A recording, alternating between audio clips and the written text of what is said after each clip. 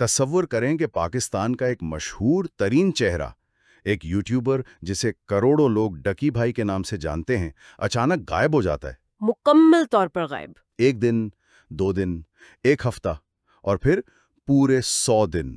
کوئی پوسٹ نہیں، کوئی ویڈیو نہیں، مکمل خاموشی۔ اور پھر ایک دن وہ واپس آتے ہیں، ایک ویڈیو کے ساتھ جس کا عنوان ہے "I am back from jail after 100 days"۔ جی۔ اور آج ہمارے پاس یہی ویڈیو ہے، اور ہمارا مقصد صرف اس کہانی کو دہرانا نہیں، بلکہ اس کے ہر پہلو کا گہرائی سے جائزہ لینا ہے، جو سعد الرحمان نے ڈکی بھائی بن کر نہیں، بلکہ ایک عام شہری بن کر خود سنائی ہے۔ بالکل۔ اور اس کہانی کو ٹھیک سے سمجھنے کے لیے اسے ٹکڑوں میں توڑ کر دیکھنا ہوگا۔ کیسے؟ پہلا حصہ ہے ایئرپورٹ پر ہونے والی وہ ڈرامائی گرفتاری، پھر حراست کے دوران ہونے والے واقعات جس میں تشدد اور تذلیل کے سنگین الزامات ہیں۔ اچھا، یہ سب کچھ سعد رحمان کے بیان پر مبنی ہے؟ جی بالکل، ہماری یہ پوری گفتگو ان کے بیان پر مبنی ہے۔ ہم یہاں صرف ان کے لگائے گئے الزامات اور ان کے تجربات کو سامنے رکھ کر تجزیہ کر رہے ہیں۔ تو چلیں وہیں سے شروع کرتے ہیں جہاں سے یہ سب کچھ شروع ہوا۔ 16 اگست 2025 لاہور ایئرپورٹ۔ سعد اور ان کی اہلیہ عروب وہ ملیشیا جا رہے تھے۔ اور یہ کوئی عام چھٹی نہیں تھی، انہیں ملیشیائی حکومت نے ایک ایونٹ کے لیے خاص طور پر مدعو کیا تھا۔ پورے پاکستان سے صرف 2 لوگوں کو چنا گیا تھا، تو ظاہر ہے وہ کافی پرجوش تھے۔ اور اسی خوشی اور جوش کے عالم میں وہ امیگریشن کاؤنٹر پر پہنچتے ہیں اور ان کی زندگی کا رخ بدل جاتا ہے۔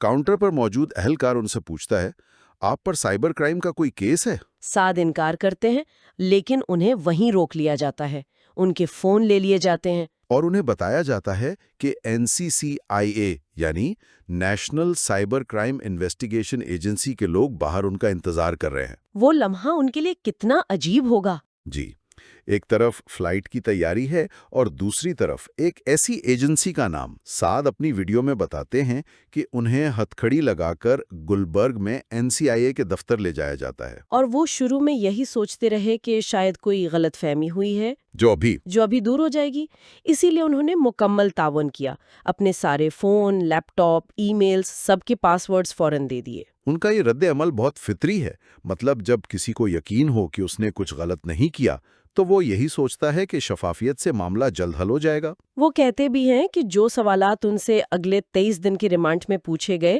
ان سب کے جوابات تو وہ پہلے 23 منٹ میں ہی دے چکے تھے۔ لیکن یہاں سے کہانی ایک بہت ہی تاریک موڑ لیتی ہے۔ یہ غلط فہمی نہیں تھی، یہ کسی اور ہی چیز کی شروعات تھی۔ جی، اور وہ تاریک موڑ آتا ہے جب انہیں ایڈیشنل ڈائریکٹر سرفراز چودھری کے دفتر میں پیش کیا جاتا ہے۔ اچھا، سعد کے مطابق وہاں تفتیش نہیں، تذلیل شروع ہوتی ہے۔ وہ کہتے ہیں کہ ان سے سخت لہجے میں بات کی گئی، پھر ماں بہن کی گالیاں دی گئیں، اور پھر ان کے منہ پر اتنے تھپڑ مارے گئے کہ وہ گنتی بھی بھول گئے۔ دیکھیں، یہ ایک نفسیاتی حربہ ہے۔ جب آپ کسی کو جسمانی طور پر تکلیف پہنچاتے ہیں تو اس کا مقصد صرف معلومات نکلوانا نہیں ہوتا، خاص طور پر جب وہ شخص پہلے ہی تعاون کر رہا ہو۔ تو پھر مقصد کیا تھا؟ اس کا اصل مقصد اس کی ہمت، اس کی خود اعتمادی کو توڑنا ہوتا ہے، اسے یہ احساس دلانا ہوتا ہے کہ اب وہ اپنی قسمت کا مالک نہیں رہا۔ میں یہاں ایک لمحے کے لیے رکنا چاہوں گا، کیونکہ اس کے بعد جو واقعہ سعد بیان کرتے ہیں وہ ناقابل یقین حد تک پریشان کن ہے۔ ویڈیو کال والا واقعہ ہے نا؟ جی، وہ کہتے ہیں کہ انہیں ایک سٹریس پوزیشن میں کھڑا کیا گیا، یعنی گھٹنے جھکے ہوئے اور ہاتھ اوپر، اور پھر ان کے گھر پر ایک ویڈیو کال کی گئی۔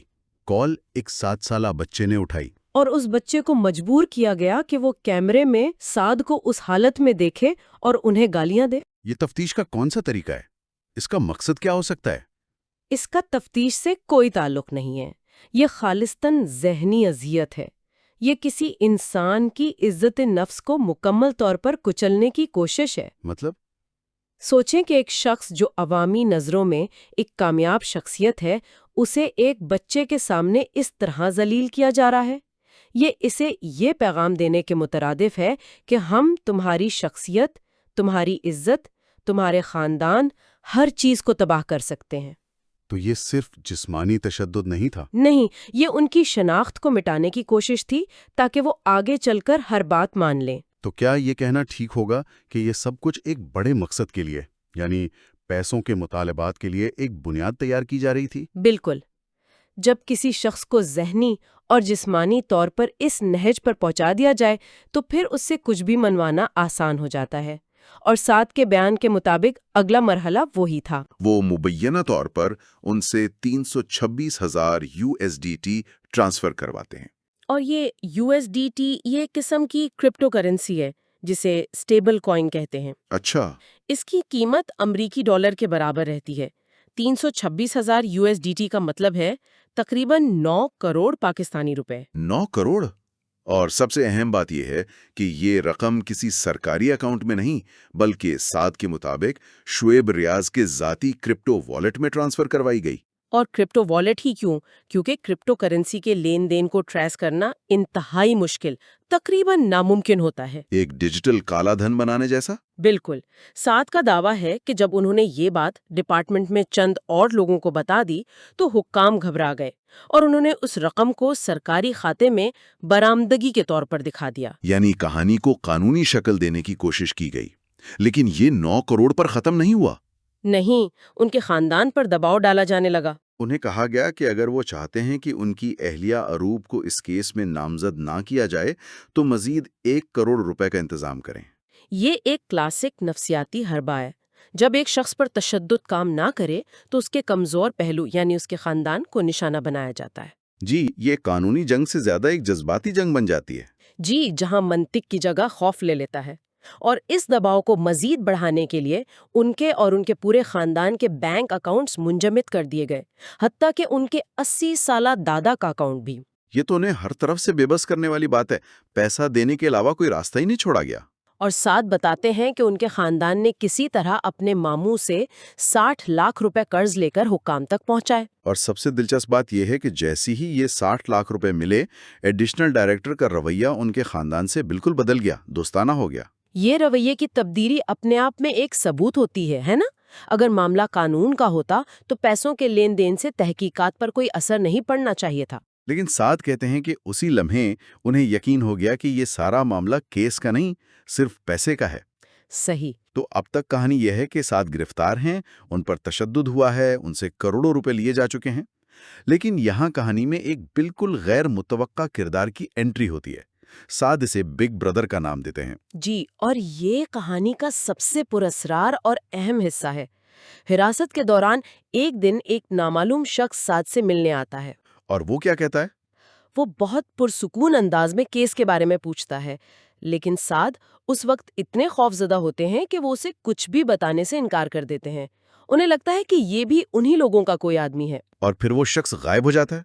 कुछ वक्त के लिए 23 दिन के जिस्मानी रिमांड के बाद साद को जेल भेज दिया जाता है और कुछ दिन बाद जेल के अंदर वही शख्स, वही बिग ब्रदर दोबारा उनसे मिलने आता है। और इस बार मुलाकात मुख्तलिफ थी। बहुत मुख्तलिफ। बिग ब्रदर उनसे बराह रास्त पूछता है, तुमसे पैसे किसने लिए हैं? साद फिर भी हिचकिचाते हैं, लेकिन फिर वो शख्स एक ऐसा जुमला कहता है जो साद के बकौल उनके रोंगटे खड़े कर देता है। वो कहता है, जिन लोगों का नाम लेके आपसे पैसे ले रहे हैं, मैं उस इदारे से हूँ। ओह, ये तो कहानी का क्लाइमैक्स है। बिल्कुल।